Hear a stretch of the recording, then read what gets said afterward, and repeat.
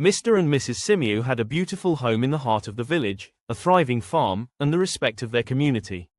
Yet, a quiet sorrow lingered in their lives, their arms remained empty. Years had turned into a decade, and every traditional remedy, every prayer, every consultation with elders had yielded no fruit. The longing for a child, an heir to their legacy, was a constant ache. One evening, after another heartbreaking visit to a fertility specialist who offered no hope, Mrs. Simiu, Adana, looked at her husband, Juma, with a desperate glint in her eye. "There's only one thing left, Juma," she whispered, "the witch doctor." Juma's face paled. The village witch doctor, Mama Nzuri, was a figure of both awe and fear. Her powers were undeniable, but tales of her remedies often came with a heavy, sometimes unforeseen, price. Still, seeing the unyielding pain in Adana's eyes, he nodded slowly. "If it's our last hope, my love, then so be it." The next morning, they made the solemn trek to Mama Nzuri's hut, nestled deep within the whispering forest. The air inside was thick with the scent of herbs, smoke, and something ancient. Mama Nzuri, her eyes piercing and knowing, listened to their plea without interruption. "The spirits are willing to grant you a child," she rasped, her voice like dry leaves rustling. "But the path to life is not always smooth. You must bring me 3 items: the feather of a nightingale, a tear from a weeping fig tree, and a lock of hair from a child born under a new moon." The tasks were arduous, but Adana and Juma, fueled by desperation, undertook them with unwavering resolve. Weeks turned into months. They braved dense forests, climbed treacherous hills, and sweet-talked wary villages until, finally, they had all 3 items. They returned to Mama Nzuri, presenting their offerings. She performed a ritual, chanting in a language they didn't understand, her movements fluid and mesmerizing. A strange, sweet scent filled the hut, and then, a small, clay pot containing a murky liquid was handed to Adana. "Drink this at the first full moon," Mama Nzuri instructed, "and the spirits will bless you." 9 months later, Adana gave birth. It was a beautiful baby girl, healthy and with a strong cry, but as Adana held her close, a gasp escaped her lips. The baby's ears were long and pointed, almost like those of a forest creature, distinct against her otherwise perfect face. Juma, peering over Adana's shoulder, felt a jolt of fear. This was not what they had expected. The village's verdict news of the Simiu's child, Zawadi, meaning gift, spread like wildfire through the village.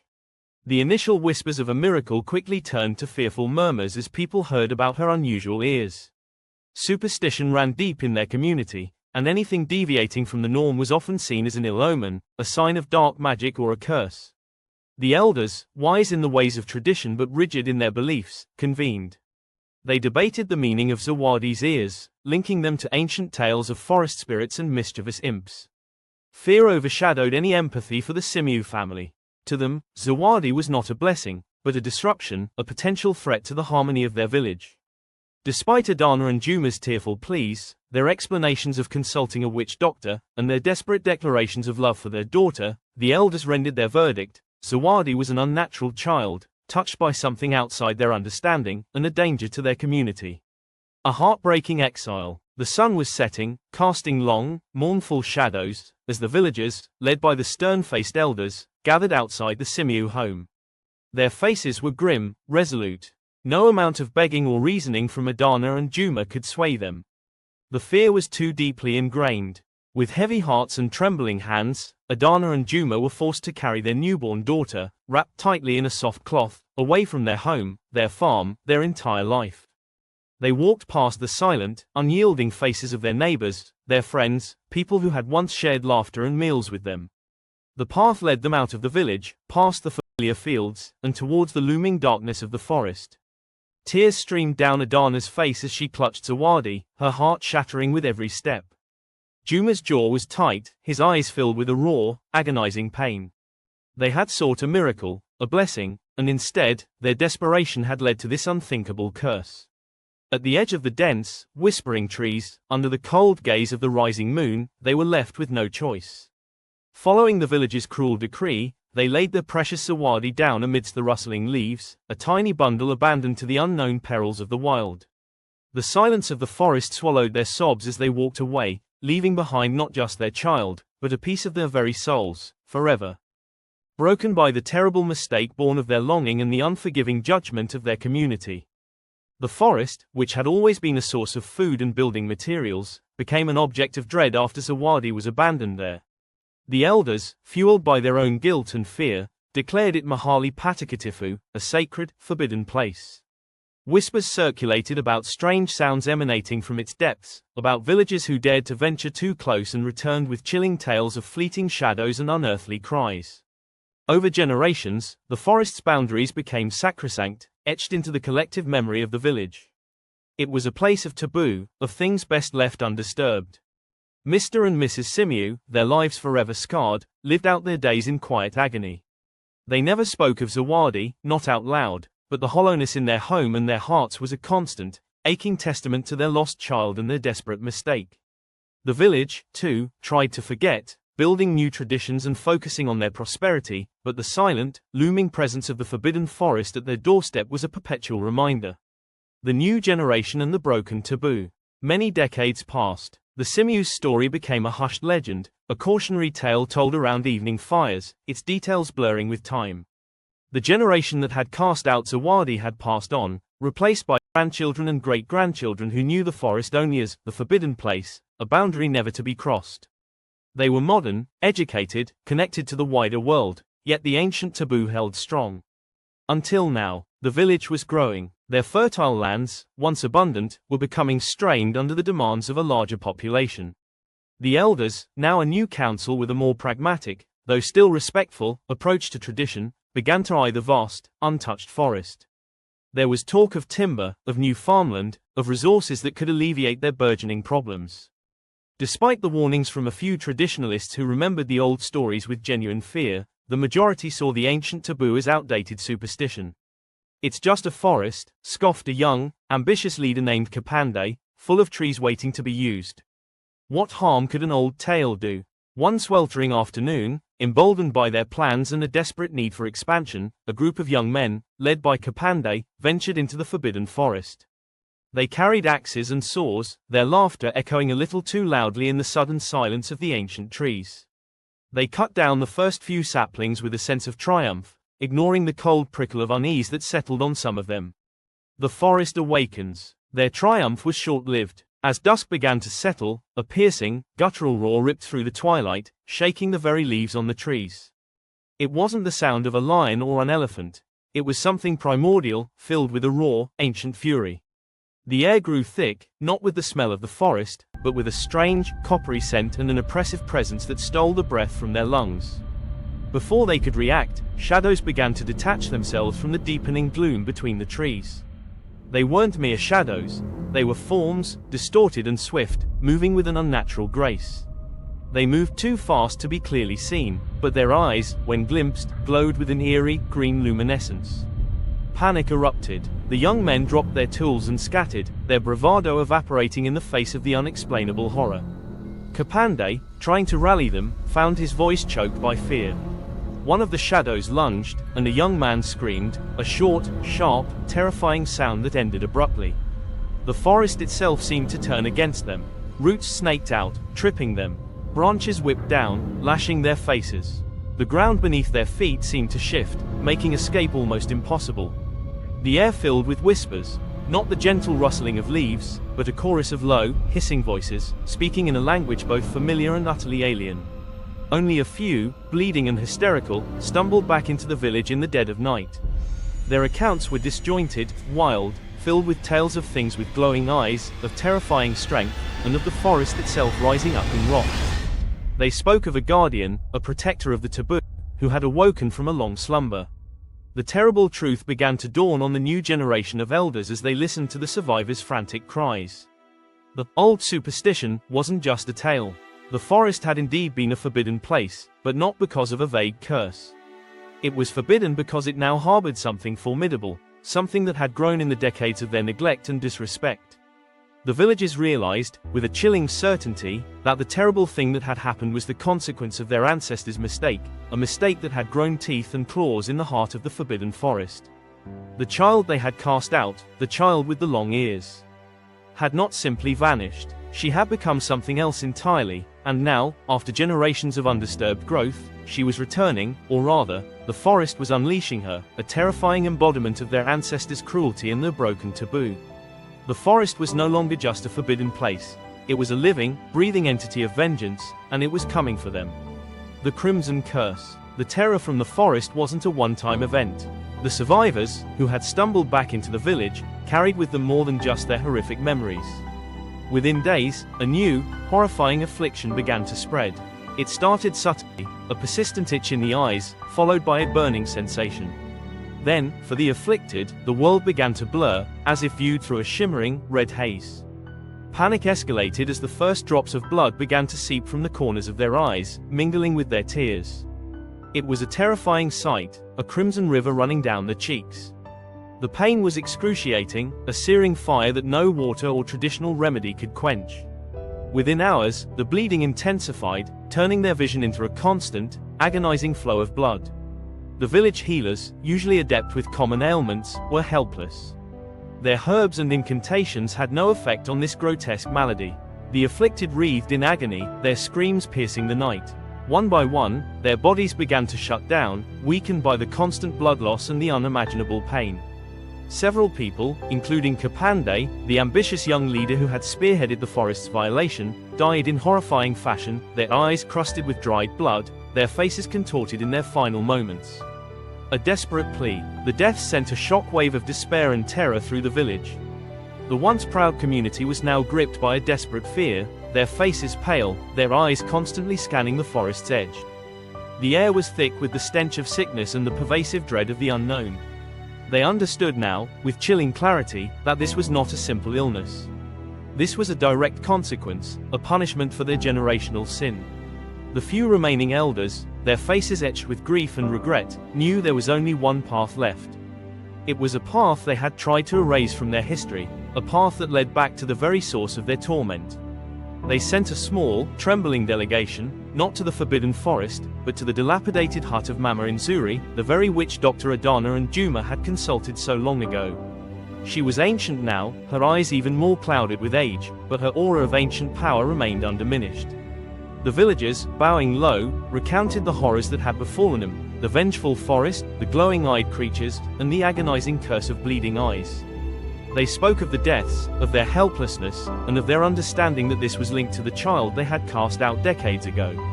Mama Inzuri listened, her expression unreadable. When they finished, a slow, knowing smile spread across her lips, a smile that sent shivers down their spines. "The forest remembers," she rasped, her voice like dry leaves crumbling. "And the spirits protect what is theirs. You sought to take what was given, then you abandoned what you received. Now, the debt is being collected." She looked at him, her gaze piercing through their fear to the core of their desperation. "There is a way to appease the forest, to lift this curse," she said, her voice dropping to a low, chilling whisper. "But the price will be far greater than any you have ever imagined. It will demand a sacrifice, not of blood, but of your deepest pride, and a reckoning with the child you abandoned." The villagers, desperate and broken, looked at each other. They knew they had no choice. "What do you think Mama Inzuri's price will be, and how will the village confront the terrifying entities Awadi has become?" The villagers, their faces etched with despair and the grim specter of the Crimson Curse, stood before Mama Inzuri. Her words, a sacrifice, not of blood, but of your deepest pride, and a reckoning with the child you abandoned, hung heavy in the air. The witch doctor's ancient eyes, though cloudy with age, seemed to pierce their very souls, reflecting the terror that gripped their community. "Tell us," Mama Inzuri, the head elder croaked, his voice raw with fear and desperation, "what must we do? We will pay any price." Mama Inzuri's gaze settled upon the grave markers of Juma and Adana Simiu, the parents who had sought her aid so long ago, their lives ending in quiet anguish after their child's banishment. The villagers followed her gaze, a collective shudder passing through them. The Simius' story was a painful scar on their collective memory, a testament to their own harsh judgment. The forest remembers not just the child, but the injustice done to her, and to those who brought her into this world in desperation. Mama Inzuri began, her voice a low, gravelly whisper that seemed to echo from the very earth. "The spirits demand a true severing of the past's cruelty, a public act of contrition." She paused, letting her words sink in, then delivered the chilling decree. you will unearth the bones of Juma and Adana Simiu from their graves. You will then burn their remains in the sacred village pyre, a fire lit not for mourning, but for absolution. And finally, you will gather their ashes and carry them, not back to your homes, but into the heart of the forbidden forest. There, at the place where their daughter was abandoned, you will scatter their ashes to the winds, a final offering of parental essence to the wild that claimed their child. This is the price. This is the act of humility that might begin to appease the forest and the spirit within it. It is a sacrifice of your village's pride, an admission of the profound wrong committed against the Simius and their child. A village's desperate act, a collective gasp swept through the assembled villagers. To unbury the dead, especially those who had suffered so much already, was an unthinkable defilement in their culture. To burn their bones, and then to scatter them in the very place of their deepest sorrow, was an act of profound, almost unbearable, desecration. Yet, the bleeding eyes, the agonizing deaths, and the terrifying whispers from the forest left them with no alternative. The next morning, under a sky as grey as their spirits, the village began the gruesome task. With heavy hearts and averted eyes, men dug into the consecrated earth, unearthing the long-buried remains of Juma and Adana. A somber pyre was constructed in the village square, not with the usual celebratory dances or mournful dirges, but with a chilling silence broken only by the crackle of flames and the muffled sobs of the villagers. As the smoke curled towards the heavens, carrying the essence of the unfortunate parents, a strange stillness settled over the village. The air, which had been thick with dread, seemed to lighten, almost imperceptibly. The red mist in the eyes of the afflicted seemed to ebb, and the agonizing pain began to recede, if only by a fraction. A flicker of desperate hope ignited amidst the pervasive fear. Finally, with the first stars appearing in the twilight sky, the cooled ashes of Juma and Adana Simiu were carefully gathered. A small, solemn procession, led by the elders, made its way to the edge of the now frighteningly silent forest. No axes or saws were carried this time, only the small, heavy urn of ashes. They ventured deeper than anyone had dared in decades, the ancient trees towering around them, their branches like skeletal fingers in the gloom. When they reached a clearing, believed to be the very spot where Zawadi had been left so many years ago, the head elder, trembling, opened the urn. With a deep, mournful breath, he tilted it, and the fine, grey dust of Juma and Adana Simiu was released into the air, carried by the gentle forest breeze, mingling with the leaves and the rich earth. A profound silence followed, broken only by the rustling of leaves and the distant hoot of an owl. Had their desperate, unthinkable act been enough? Had the forest accepted the gruesome offering? The immediate cessation of the curse's progression offered a glimmer of hope, but the terror of the forest still loomed. The air of the village, once thick with the stench of sickness and the pervasive dread, began to clear. The agonizing pain in the eyes of the afflicted miraculously receded, and the horrifying crimson glow ceased.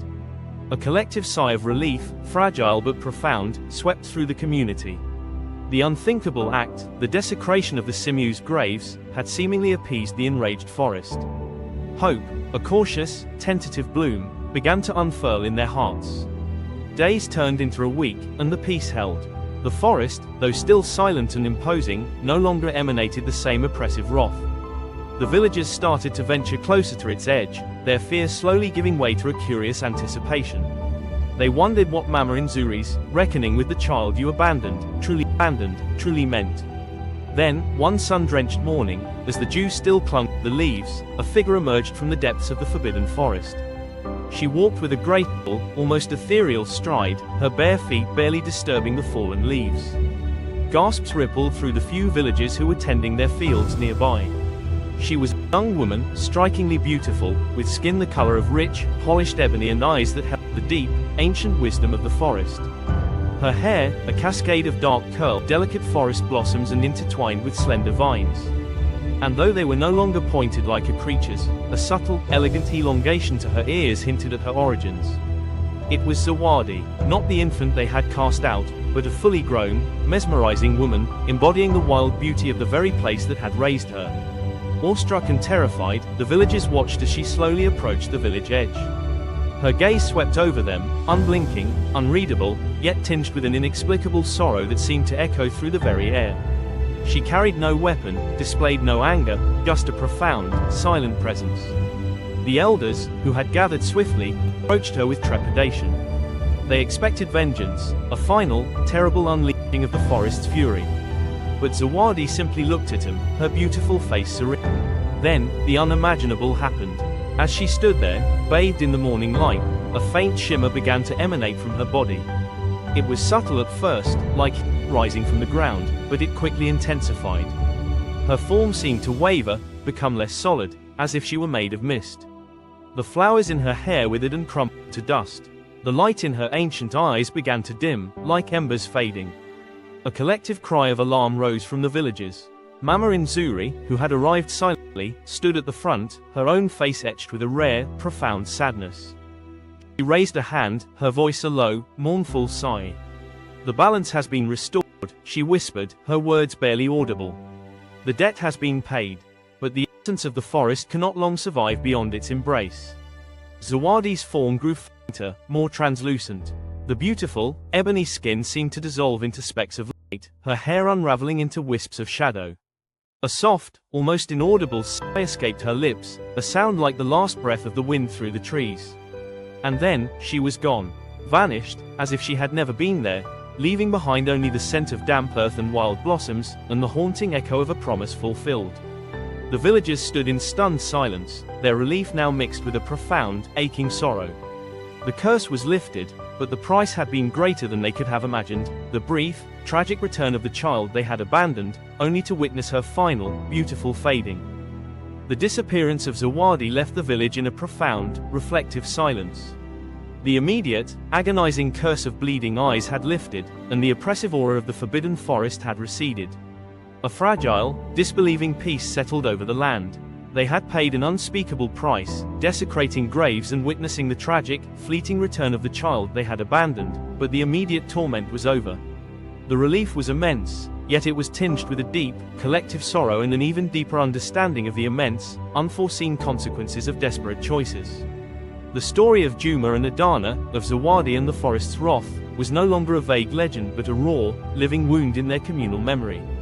The elders, humbled and chastened by the catastrophic event, gathered the village. Their voices were somber, their pronouncements imbued with the weight of recent tragedy. New rules and a sober future. "We have learned a bitter lesson," the head elder declared, his voice firm despite its tremor. "Our desperation led to cruelty, and our pride to devastation. The balance was broken, and the forest, with its own ancient justice, demanded a reckoning." From that day forward, new, unspoken rules, forged in suffering, governed the village's life. The forest's sanctity. The vast forest, once feared and then desecrated, was now truly sacred and untouchable. Its boundaries were marked with reverence, and no one, for any reason, be it for timber, land, or curiosity, dared to trespass. It was no longer forbidden, out of superstition, but respected as a powerful, living entity that had exacted its due. No more desperate measures. The most profound change came in their approach to life's challenges. The council decreed, with the full backing of the now terrified and wise villagers, no more seeking children through spiritual means, no more desperate appeals to powers beyond our understanding. The memory of Zawadi's origin and the subsequent curse was too potent. Families struggling with barrenness were now encouraged to find peace in other aspects of life, to adopt from within the community, or to accept their fate, rather than risk the wrath of unknown forces. The painful lessons of Juma and Adana's choices echoed in every heart. Humility and reflection, a subtle but pervasive shift occurred in the village's collective psyche. There was a newfound humility, a recognition of their own fallibility and the profound interconnectedness of their actions with the natural and spiritual world. Annual ceremonies of remembrance were established, not just for ancestors, but specifically to honor the simius and the memory of Zawadi, a somber reminder of the terrible price of their past mistakes. The village, scarred but wise, embraced its future with a quiet determination. Their peace was a fragile gift, earned through unimaginable pain, and they vowed never to forget the cost of desperation, pride, and the sacred balance of life. The whispers of the wind through the forest leaves, once a source of terror, became a constant, gentle reminder of the eternal lessons learned. Do you think this hard-won peace will truly last for generations, or are there hidden dangers in such a rigid adherence to new rules? For more African stories and Islamic hadith, do not forget to subscribe, like, comment anything and the country you are coming from, and also do not forget to share for more.